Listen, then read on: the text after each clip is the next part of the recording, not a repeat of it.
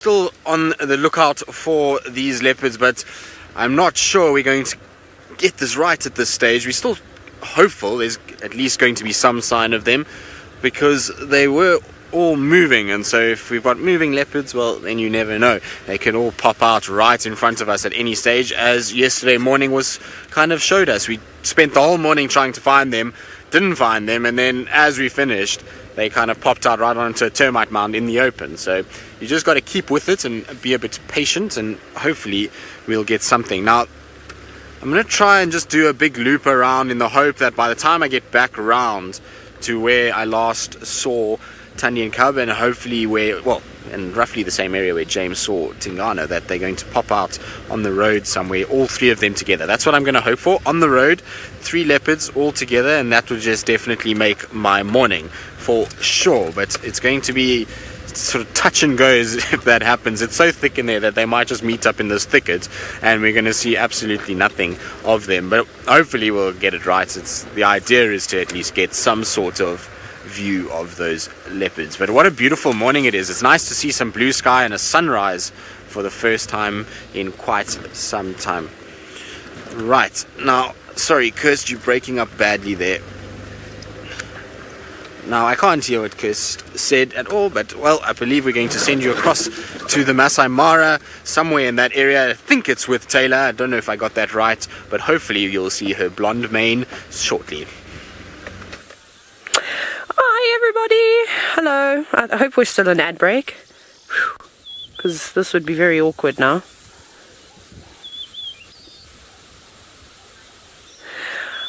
Okay, I had a moment there where I wasn't sure if we had come out of ad break yet.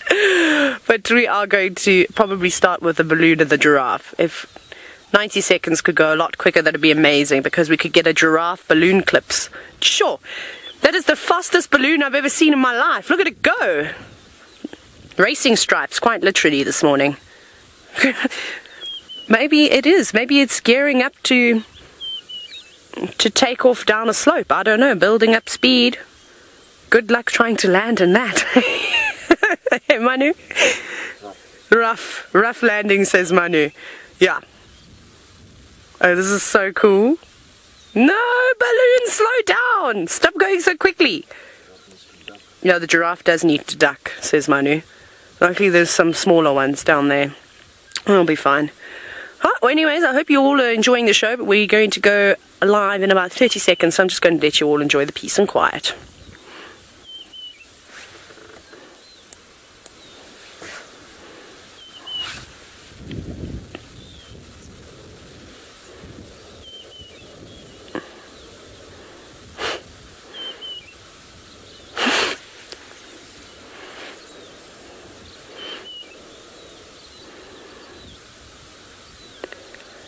Well, you're back with us live in the Mara, and you're looking at the fastest balloon in the history of balloon races.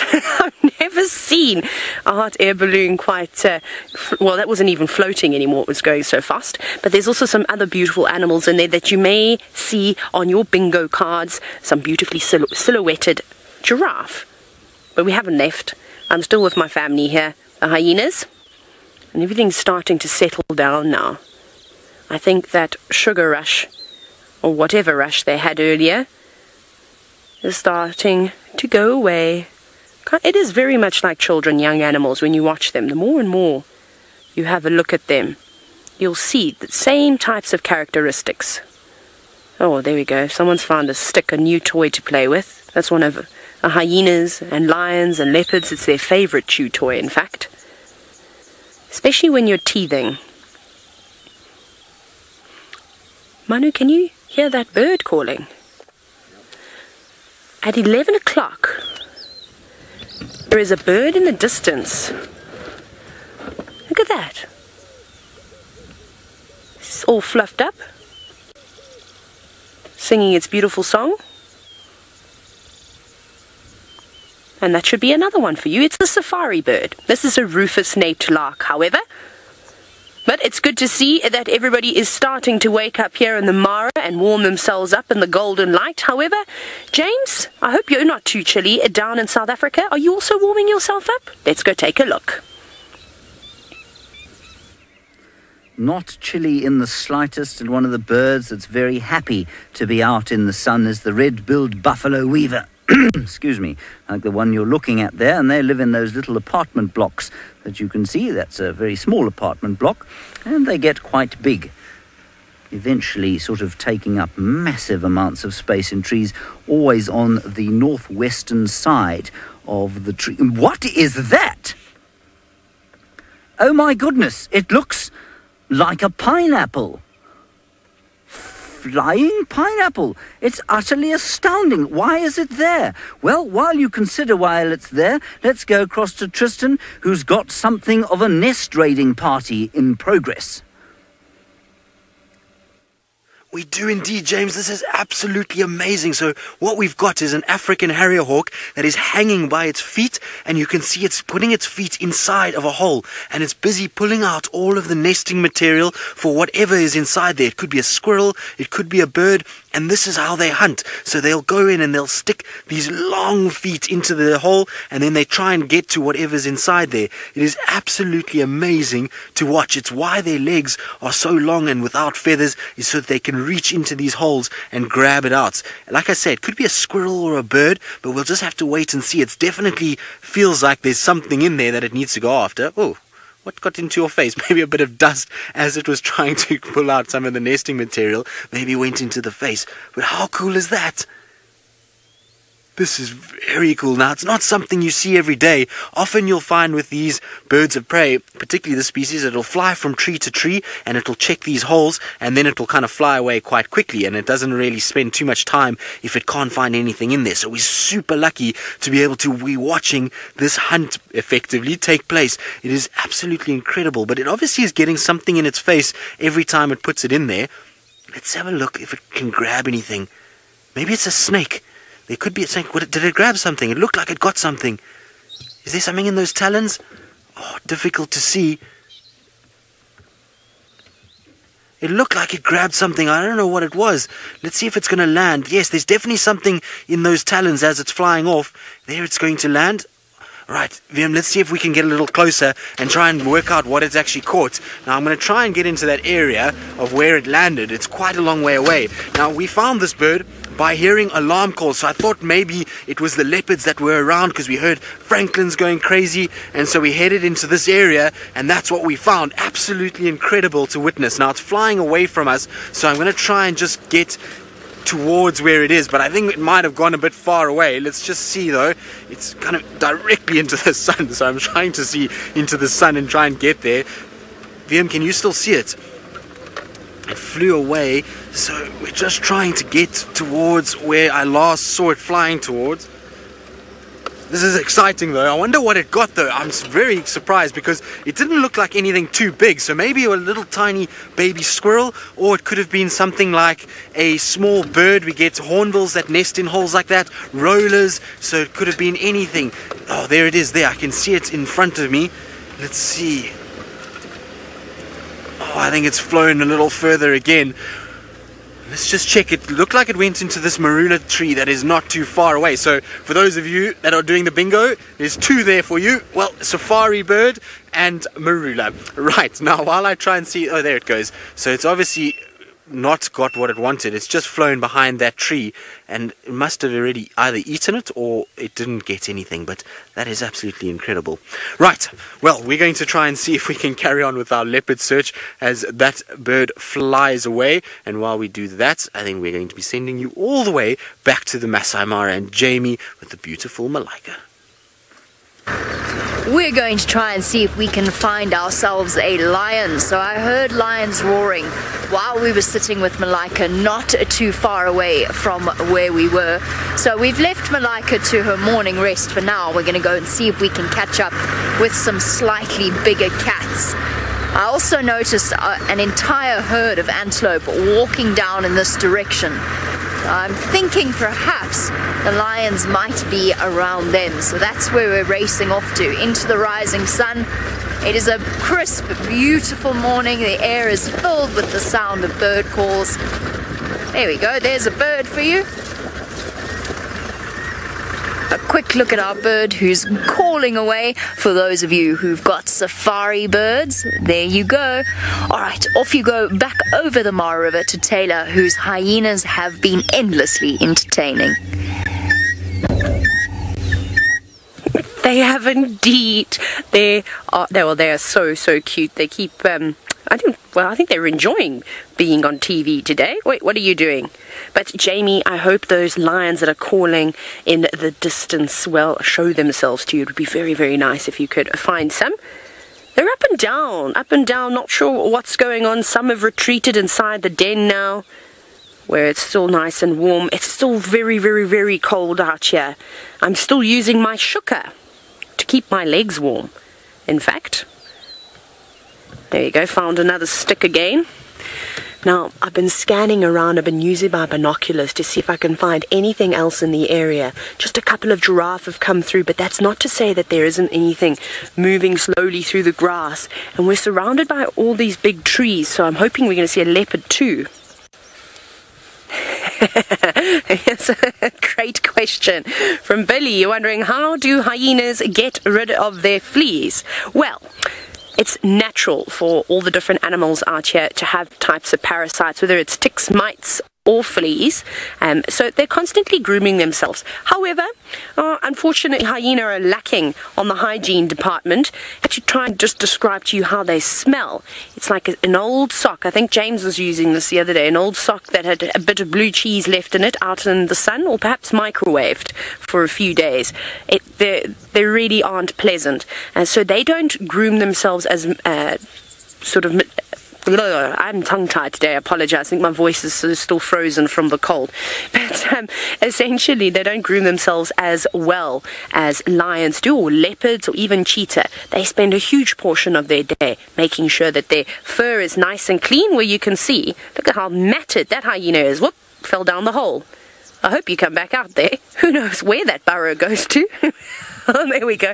Oh, it's being pulled. That's what's happening. There's a very dirty one. So just by grooming themselves will of course relieve some of those parasites, but again, it's normal to have lots of them and they kind of just live with it. But I believe we've got somebody spying on us this morning from the air. Let's go across to Steve.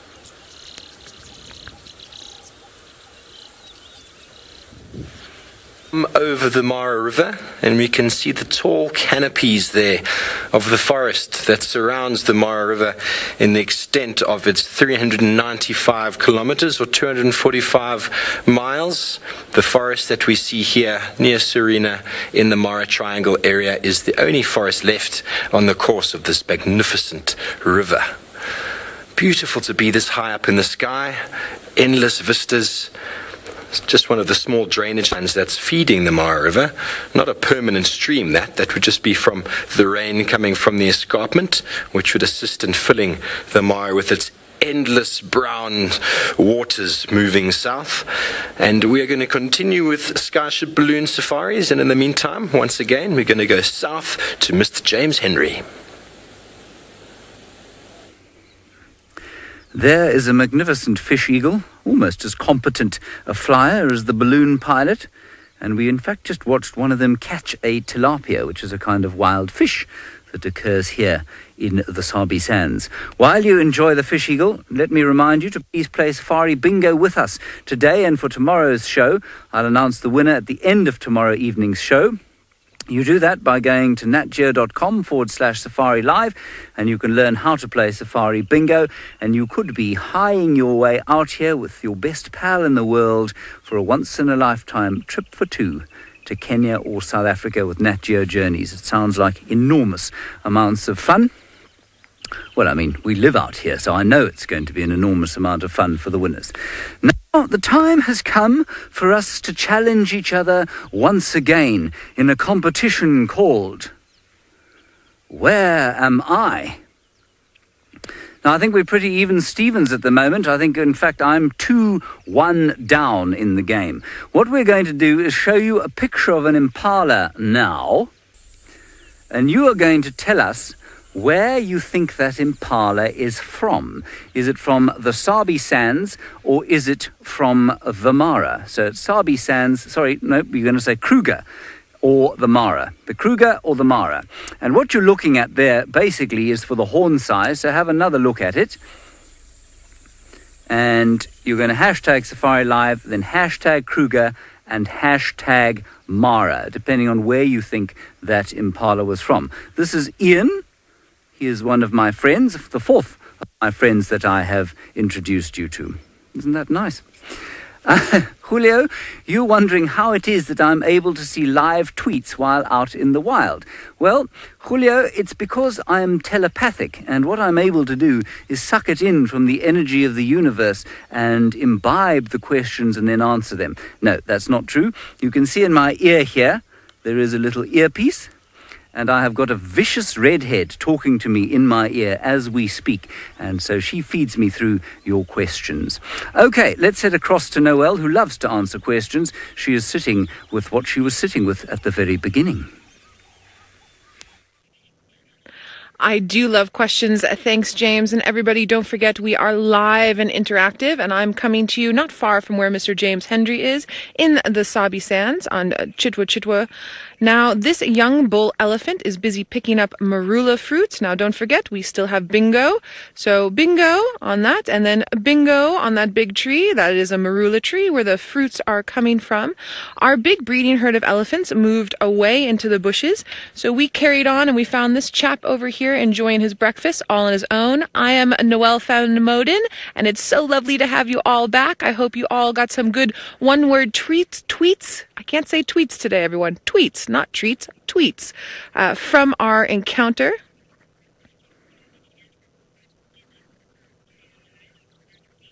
Anthony, very good question. You want to know, why do so many elephants stay together in big groups, but then so many stay alone? So, Anthony, that big group we had earlier is made up of adult females and their young.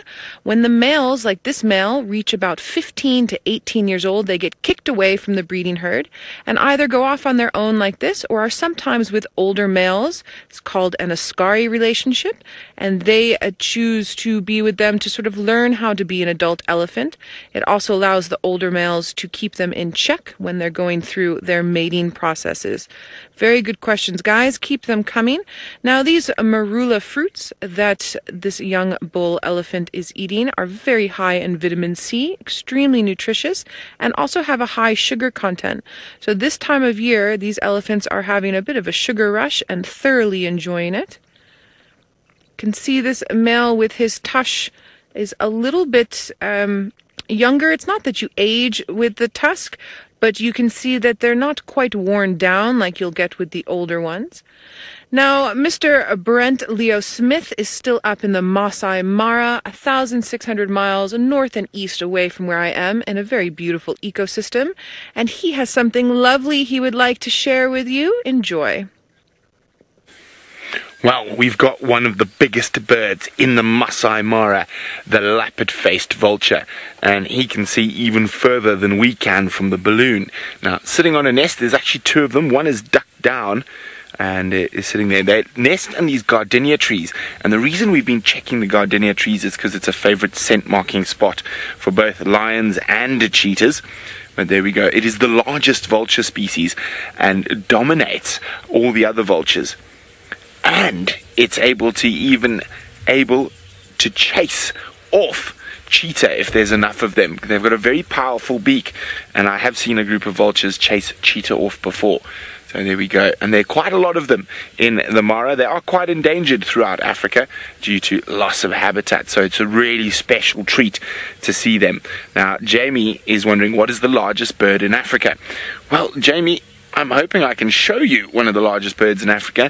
There are normally some around here. I'm going to go look for them now as I continue on. It is, of course, the ostrich as the largest bird in Africa. The ostrich by a long way. This is the largest of all the vultures. Now, we've got a lovely big open plain here with a little valley. And this little valley is often home to lion, leopard, so it is quite nice to sit up on this high ground and just peruse very carefully Oh, and the vulture has taken off. It's disappeared. Probably as it gets warmer, it's going to start rising on the thermals. And what it's going to do then is be able to see if there's any lion kills that it can go scavenge on. And remember, they can see from over a mile. Now, speaking of things that lions might eat, let's go see what Jamie's got. I have got a splendid view of some zebra and Africa's largest antelope, a herd of eland walking on top of the ridge. And it doesn't matter what you find out here, the mornings always promise to be utterly spectacular. They treat us to the most extraordinary views as the animals go about their day-to-day life. So a large herd of zebra, or at least a herd of zebra made up of a couple of different smaller herds. Zebra, of course, live in harems. In other words, the stallion collects a group of females together. He guards them jealously and protects them as well. He takes on the role of a protector within his herd. And then you get groups of young stallions hanging out on the edge and waiting for the opportunity to be able to compete for a female to start their own herds. And of course, those enormous antelope at the back, really, truly spectacular. Eland are one of my favorite antelope and definitely one of the most beautiful. Remember, #SafariLive on Twitter is how you can get hold of us. We're still searching for those lions that I heard roaring, and at the same time trying to keep an eye on where Malika was, just in case she decides to get up and go off in search of breakfast. The very first time I ever saw her, she was hunting a young zebra foal. That was many, many months ago. That an adult zebra would be far beyond her skill, or at least her size, as a female cheetah. She's roughly the size, if you compare her to a dog, she's roughly the size of a big pointer. So she's not really big enough to tackle these massive animals. Little bit of nipping, the odd ears back between the zebra. Zebra can be spectacularly unfriendly to each other at times, often kicking or biting each other. It's all part of maintaining their social status. Oh, we've even got some buffalo peeping out of the bush there. There's so much to see here. Here they are, just there peeping out between the bushes. Of course, most of the animals that you see out here, you will see in South Africa as well. I'm sure you're curious about that impala. Let's go and join James so that he can tell you the answer. There you can see us hieing down towards the Sabi sands from the Masai Mara, 1,600 miles or so.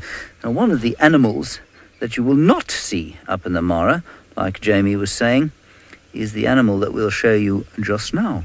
It's called a nyala. And just now, by the way, is a South Africanism that means now. So don't worry if you didn't understand what I was saying there. Those are nyalas. My most favourite antelope. Aren't they gorgeous? Now, you may notice that the energy in my voice has disappeared slightly, that my general demeanour has sagged somewhat, and that is because Ian and I managed to lose the game, Where Am I? 64% of you said that Ian was found in the Kruger National Park and not in the Masai Mara, which meant 36% of you need to do a bit more reading. Have a look now. You can compare the two of them together. You can see the Kruger one, and then, of course, you can see the much larger horns of the Mara Impala. So this is a very youngish adult Impala. He was. In the Mara, you'll find their horns are probably twice the width, which is quite interesting. They really are very special. Now, there are 72 antelope species across the African continent. 10 of them you find here. 12 of them you find in the Masai Mara. Have a look at a highlight of their lives. 72 species of antelope live across the diverse habitats of Africa. On the plains of the Masai Mara, Speed is crucial to escape hungry predators. There is no faster antelope than the Thompson's gazelle.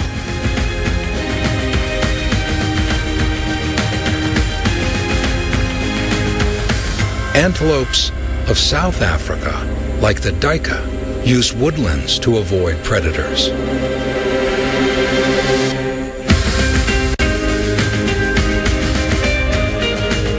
The larger Impala in the Mara showboat with impressive horns.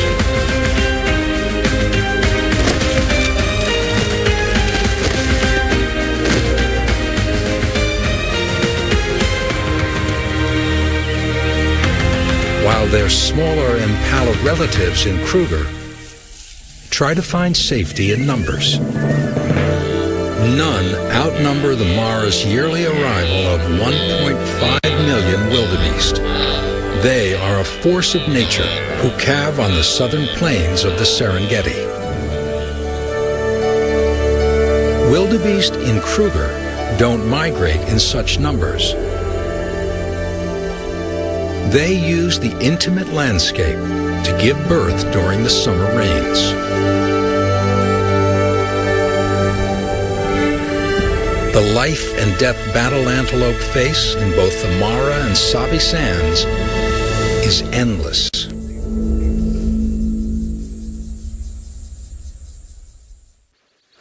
Well, haven't we been so lucky to witness some incredible moments? That wildebeest birth being one of my highlights for sure. Now, we've managed to catch up with this herd of elephants that we heard earlier. It sounds like quite a big herd. We can hear lots of branches breaking. So we just need to creep up cautiously. There's not much of a breeze this morning that's going to help us. But I'm confident that we're going to be able to get you a view shortly. Come along, watch where you step.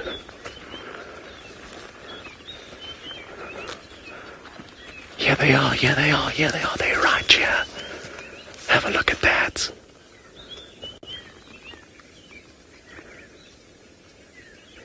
Now we are very close.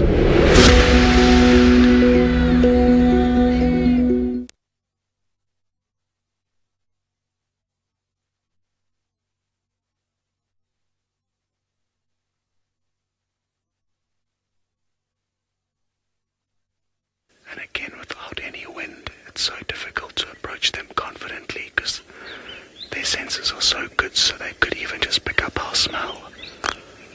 Let me try and test the wind with my ash bag.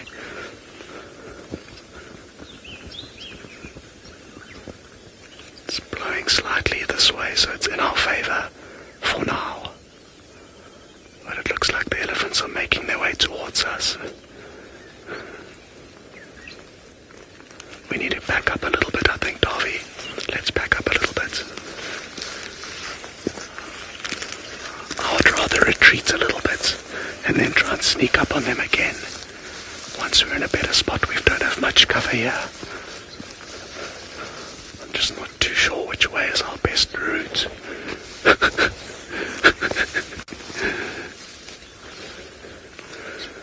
Okay, well, we're going to stick with this herd. Looks like a nice big one, and hopefully we'll be able to get you some better views of them. For now, though, we're going to send you back across to Noel. Elephants are always great, but they're especially great on foot, so I do hope, Scott, that you get a nice visual for everyone, a nice view for everyone. We are sitting with a bird, a beautiful vulture, a white-backed vulture, one of the most common vultures that we get here in our area in South Africa. Now, notice the very tiny, tiny feathers on its head. Vultures don't kill for themselves. They only eat off of carcasses, so those tiny feathers are there so that they can stay as clean as possible when they're sticking their heads and long necks inside of those carcasses.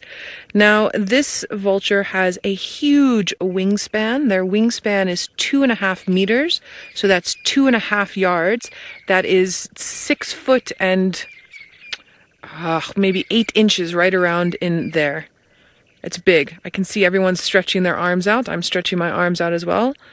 Longer than I can stretch my arms out. I'm 5'9", so it's a lot larger than that. Now, vultures are a very misunderstood species. A lot of people see a vulture and go, oh, but they're absolutely incredible. They're part of the garbage disposal system of the environment. Them and hyenas. Vultures can't get diseases like tuberculosis and distemper and many of the other anthrax, many of the other diseases that affect species. So when we go through a drought, anthrax will pop up. It's a cyclical disease, and vultures and hyenas as well are able to help dispose of those carcasses and mitigate the effect of something like anthrax on the rest of the species around. Now, it's a bit cool still for this vulture to go flying about. They need the sun to warm up the earth, which creates hot air currents that rise up off the ground so that they can soar into those currents and then fly high, high up in the sky in search of something that might be dead for them to eat.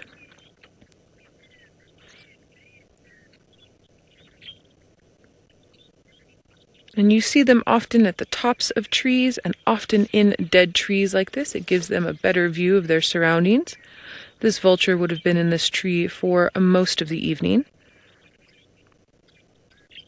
And before it warms up, they're also going to preen, like you just saw now, putting their feathers in place so that when they fly, nothing goes amok.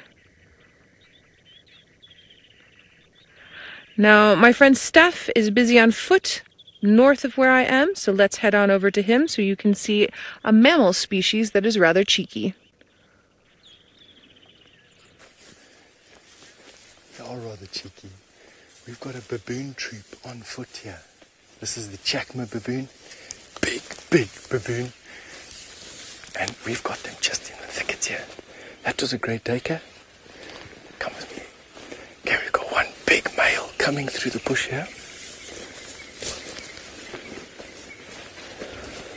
Let's see if we can get a little bit closer. Come with.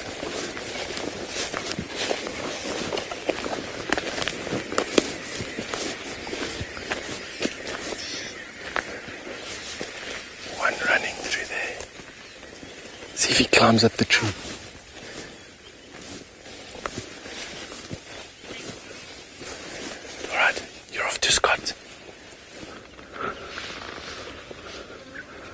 So we've got ourselves into a good spot here, everyone. Quite a lot of ellies all around us here. And I'm hoping they stay in some good spots.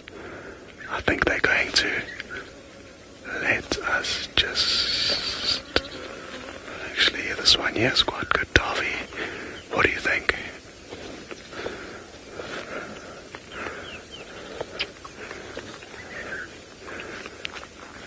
Welcome back to this live safari, everyone. We've got elephants all around us, and they don't have a clue we're here, and that's exactly how we want it to be. If they do detect us, they can be quite protective of their youngsters, and this is a herd with quite a few youngsters, and I've just seen a few glimpses of them.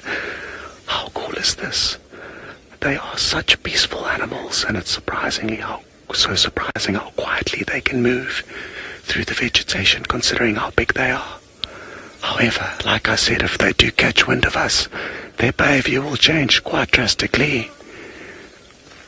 Hello, official rockstar. You would like to know if elephants are extremely territorial, and no, they're not territorial at all. They don't have any home ranges. They just move wherever the food or the water takes them, and that's the wonderful thing about them. Sometimes they're here and sometimes they are not, but at the moment we've been really lucky with a lot of elephants around.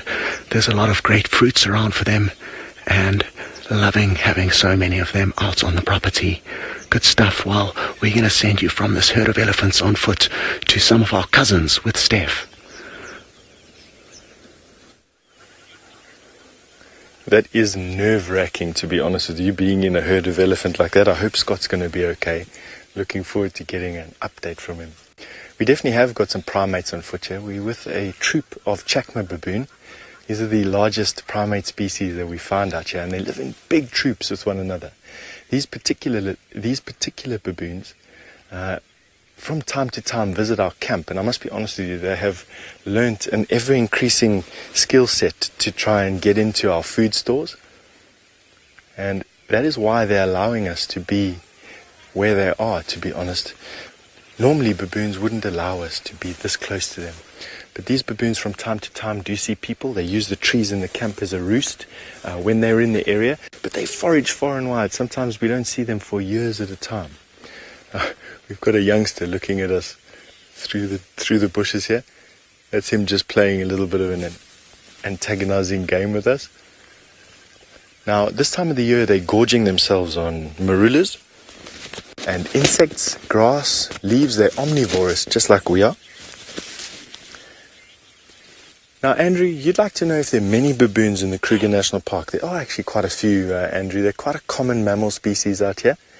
It's not to say that you find them on bushwalk, though. This is, in actual fact, one of the very few times in the last 4 years that I've ever walked with a troop of baboon in the bush. Normally, when they see you, they just bolt in all directions, terrified. In this particular case, we seem to be able to stick with them, which is, I think, exactly what we're going to be doing for the next couple of minutes. All right, you off to Tristan, who's got a big elephant to show you.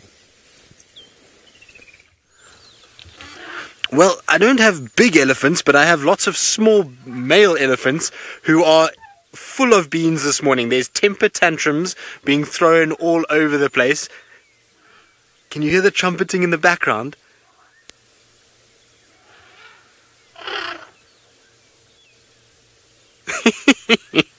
What are you doing? So they're all running around trumpeting and throwing branches and kicking and going absolutely crazy. And like I say, it's almost like a bit of a temper tantrum. Oh, where are you off to? Well, that one's leaving us and has also run away. Let's try and see if we can keep up with it and see where it's going, because it's having a full-on sprint down the road. Maybe it's in sprint training. After all, the games are coming up. I suppose it is the winter games, though, but maybe this is part of the winter games, is to do some training up and down the road. But these ellies are very funny. There's two of them that are running around like this. Now, Faith, you're wondering if they can get drunk from marula fruits. So, no, they can't get drunk from marula fruits. The reason why is that, well, marula fruits would have to have a lot more alcohol in them to affect the blood supply of an elephant. It's just they cannot fit enough marulas in to ferment quick enough in order for them to get drunk off of it. The poor trees are taking an absolute pounding from these ellies. There we go. Is now thrown the branch. Where are you off to? The rest of the herd is behind us, so it's going the complete wrong direction to catch up with the rest of the herd. But let's carry on and just see if we can keep up with this naughty little elephant. He had a friend, like I say just now, who was far worse. The friend was kicking everything, was trumpeting, going absolutely crazy. So it was quite funny to watch. I'll try and get around this side so we can see. It might come out here. Are you being cheeky this morning? Oh, you playing hide and seek with us? I suppose they've got a sugar rush. So Noel was talking about it earlier, that it's a sugar high from all the marulas, and well, the kids are acting out. They've had too much sugar and now they're running around like hooligans and throwing things and trumpeting, and you see that posturing. So that's often they do that to try and make themselves look a little bit bigger and to try and kind of intimidate us. And then behind the bush they go because, well, mom's not around and they're probably a little bit nervous of this object. This is so cool. Yes, you're a big elephant. I see you there. Now, if he was maybe 30 years older, this would be incredibly intimidating and we wouldn't want to be in this situation. But when they are only about 10 to 12 years old, and it's very difficult to take them too seriously when they're running around trumpeting and throwing branches all over the place. It's more cute than it is intimidating. But I wonder if he'll come any closer. Nope. Happy to be just behind the bushes where it can pretend like it can be angry with us. So, Walter, the African elephant is the larger of the two. You'll find that they get a little bit bigger than the Asian elephants, and so we are fortunate in that we do have the bigger of the two elephants. I absolutely love our African elephants. I think the way that they are kind of designed, and the fact that they've got these incredible sort of shaped ears that are much like the African continent, and their size is just absolutely wonderful. Now, he's going behind us, so you can see coming out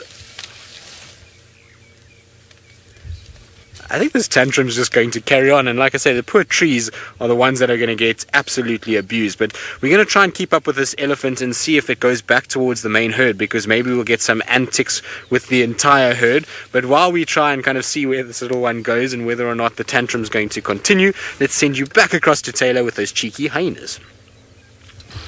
How hilarious is that, Tristan? I reckon it's the equivalent of that elephant threatening you with a wooden spoon for misbehaving.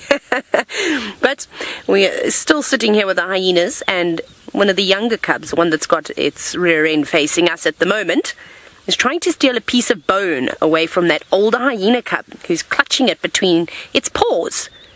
Come on, move out of the way. We want to see an extraordinary type of behavior. Oh, have you given it up now? No, found it again. So that piece of bone probably would have been brought back by one of the adults. They often bring carcasses and things back to the den site, normally bits of hide as well, which the youngsters will chew on. But one of the most incredible phenomena with hyenas is the fact that they're able to digest so much of that bone, huge shards of it. Now, Lisa, you were wondering if a hyena clan could ever get too big. Well, Lisa, I don't even know what too big is until I came to the Mara. And when I arrived up here, I discovered that there are over 80 members within this North clan of hyenas, which is pretty spectacular if you ask me. I would have thought that would have been way too big, but it isn't. It's fine. So no, I don't necessarily, oh, sorry about that. It's just something that came loose on the camera, but Manu's got it under control. A little tie creeping on in there.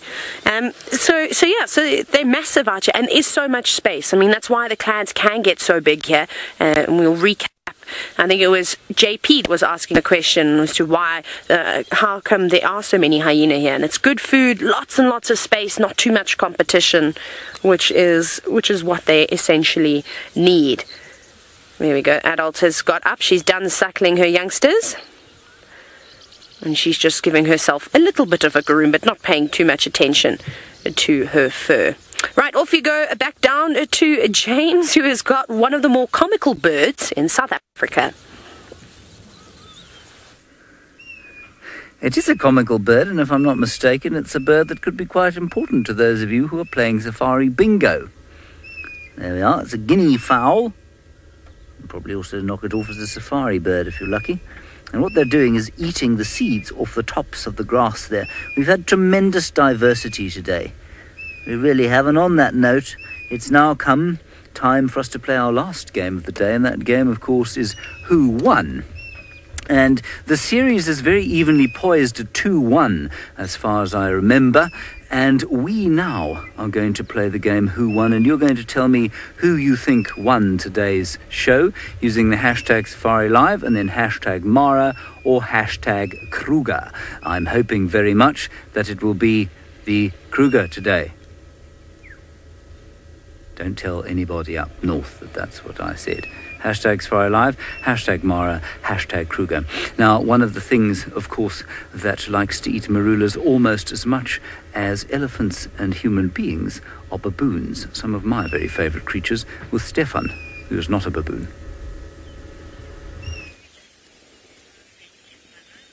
I sometimes feel like a bit of a baboon, but not today.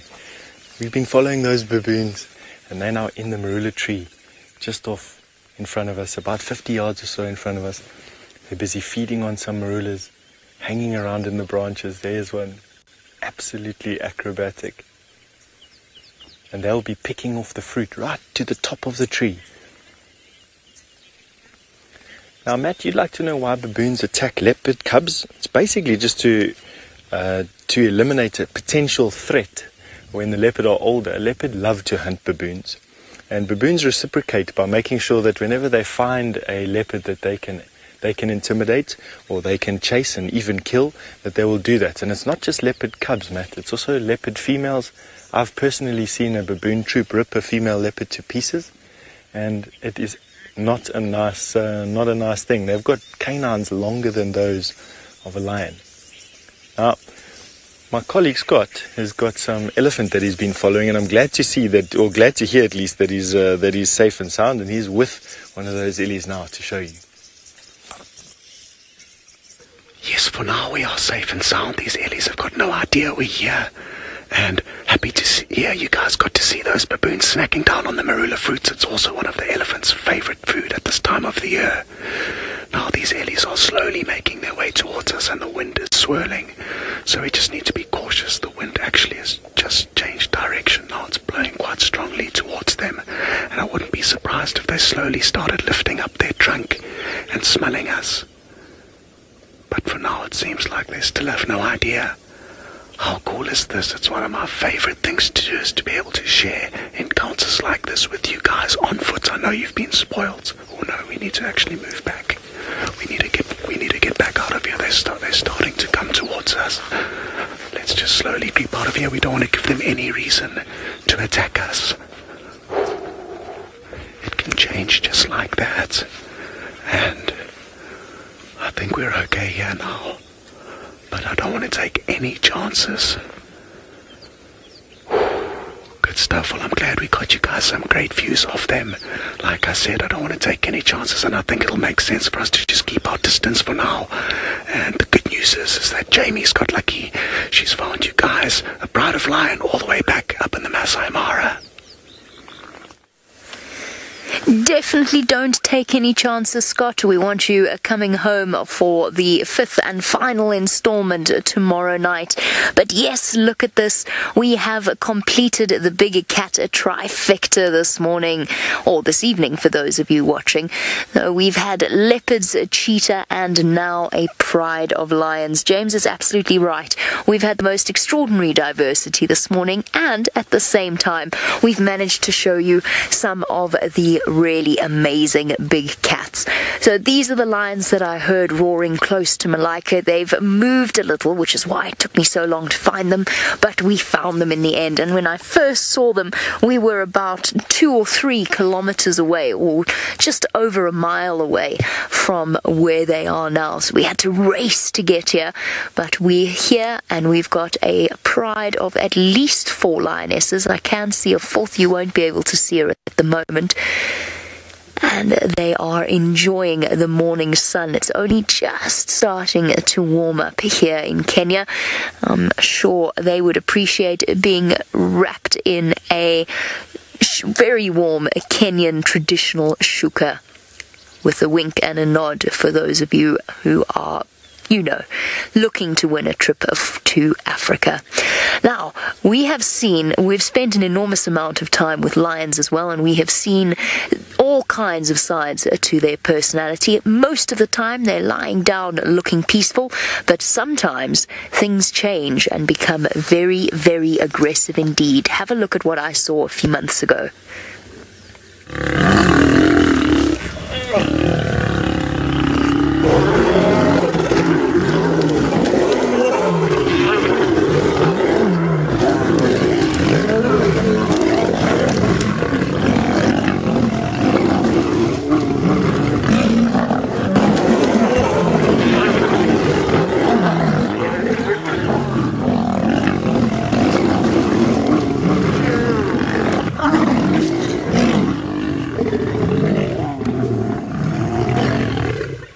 Everybody got a little bit too frightened, a little bit aggressive because the cubs are here.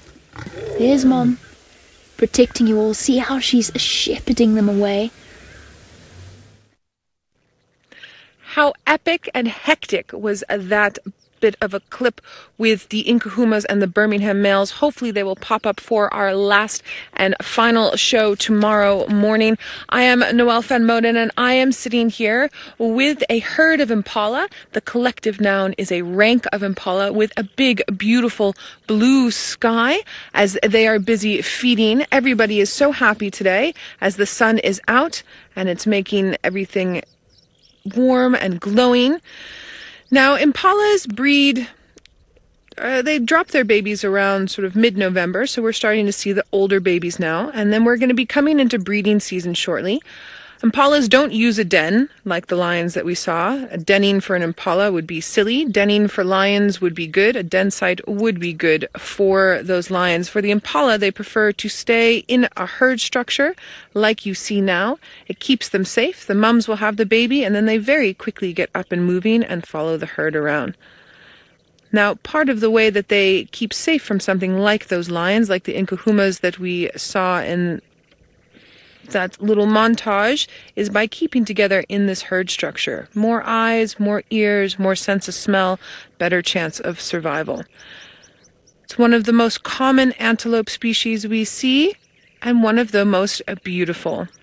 Now, we would like to know who won, hashtag Mara or hashtag Kruger, so let's go over to Mr. James Hendry so he can let us know.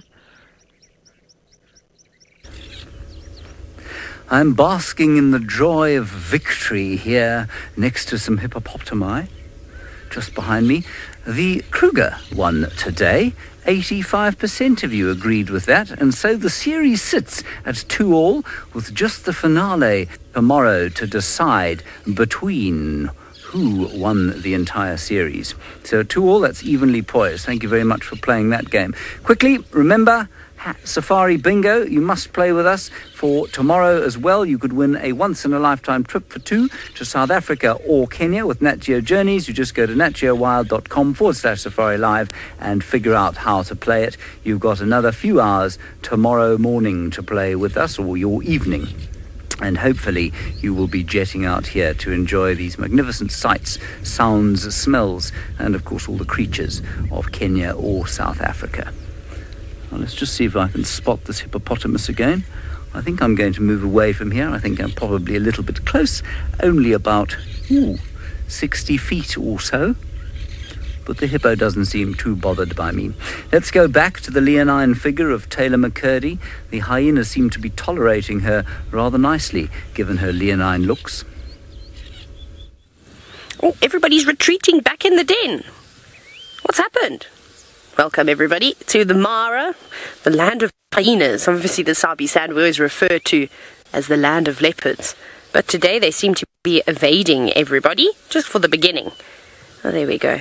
And now, you know what I'm finding really interesting about sitting and spending so many hours with these hyenas? Is it's quite an interesting technique they use to get down into those burrows, don't you think? It's quite precious. Obviously, the little ones are small enough to dive on in, head first. And then the bigger ones that probably should not be in that den anymore, well, they sort of charge towards it and zip on in backwards, kind of like a warthog, which often can be hyena neighbors. And they sort of burrow in very similar dens too. Now, Taylor, you were wondering, how powerful is a hyena's bite? Well, it's one of the most powerful out here, out of the mammal species, and then sort of clocks in at 1,100 pounds of force per square inch. Can you imagine? They crush straight down through the bone. So like that little bone that we saw where the youngster was chewing it just a moment ago, if it was an adult probably be able to crush through that.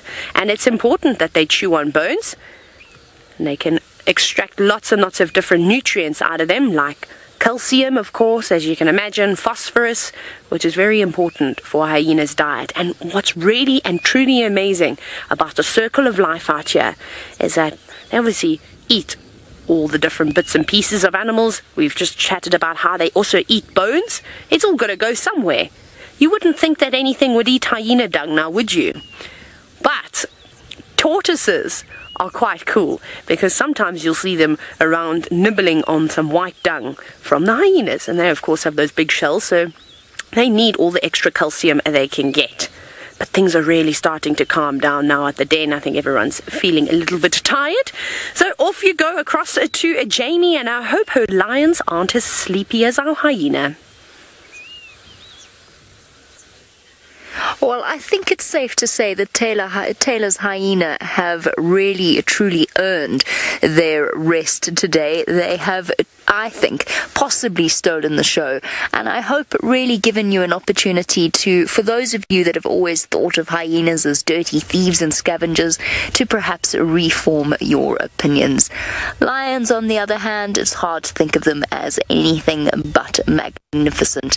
Certainly, they do enjoy a little bit of rest time as well, although these lionesses are still looking intently across towards some antelope, and I think they quite possibly want to eat something. A lovely question from Miss Anik, who wants to know why it is that lions and hyenas fight so much. And the reason I'm smiling is because there's a certain inevitability to it. The hyenas have the advantage of numbers, the lions have the advantage of size, and together you get a situation that could really fall either way, either in the lions' favor or perhaps in the favor of the hyenas. And the reason they fight so much is because, well, they're in competition, and ultimately everything out here is a race for survival, whether it's the lovely Malika racing to get her boys to maturity so that they can leave her and before she comes into estrus, or it's our lovely lionesses with little cubs around them. Every predator out here is in competition, and ultimately it brings them into conflict. And that, of course, is the beauty of being out here, is we have the balance of everything. Those lovely peaceful moments, seeing the birds, seeing the antelope, and then of course experiencing the lives of the big cats and predators. As our lions glance off towards the ridge, it just rides that point home. Everything out here is so beautifully designed, and that of course is where the greater joy comes from, and that's why I have to extend a big thank you to those of you who have joined us in sending through your questions and your comments. Don't forget, this is not the last episode. Our finale will be the same time tomorrow, the end of our Safari Live series. We love what we do, we love where we are, and we really truly love that we have the opportunity to share it with all of you. You are the most important thing.